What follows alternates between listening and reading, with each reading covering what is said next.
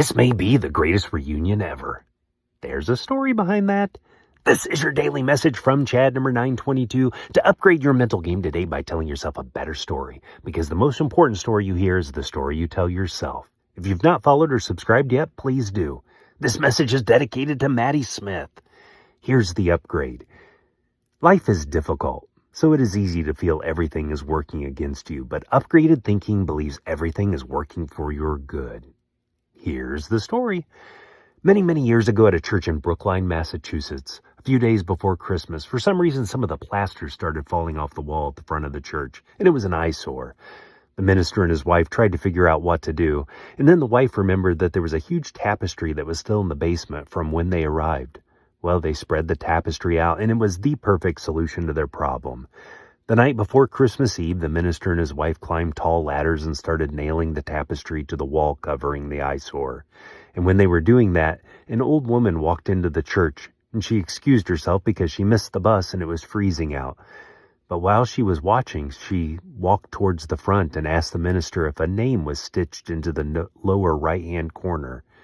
The minister looked and said, "Yes, the name Maria is in red thread." The woman started crying. She said, "I made that tapestry for my husband, who is a minister just like you. We were living in Austria and the Nazis took him away to a concentration camp and killed him." The minister and his wife were so heartbroken that they drove the old lady home, and they invited her to Christmas Eve service the next day. But Maria did not come. At the end of the Christmas Eve service, the minister and his wife greeted everyone on the way out of the church. When they walked to the front of the church, they saw an old man sitting in the front row staring at the tapestry, and he said, "Excuse me, minister, my eyes are failing me. Could you tell me if there is a name stitched in the lower right-hand corner of that tapestry?" And the minister said, "Yes, sir, the name is Maria." And the man started crying, and he said, "My wife gave that to me before they took me and her to concentration camps. I know that they killed her." And the minister and his wife started sobbing too. And they said, "Sir, we have to visit one of our congregants who doesn't live far from here. Would you mind taking a Christmas Eve drive with us?" The man stood up and he said, "Well, I have nothing better to do." And the minister and his wife witnessed the greatest reunion in the history of the world.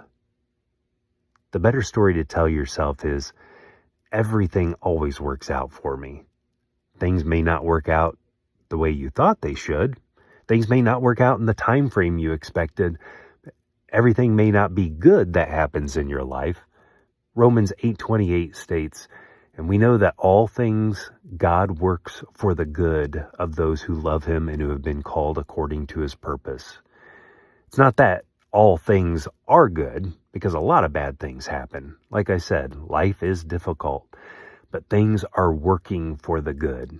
There is an active orchestration of every circumstance in your life to ultimately work everything out.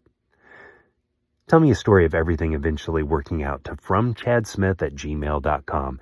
If you haven't followed or subscribed yet, please do. Send someone a text and ask them, do you feel things in your life happen to you or for you?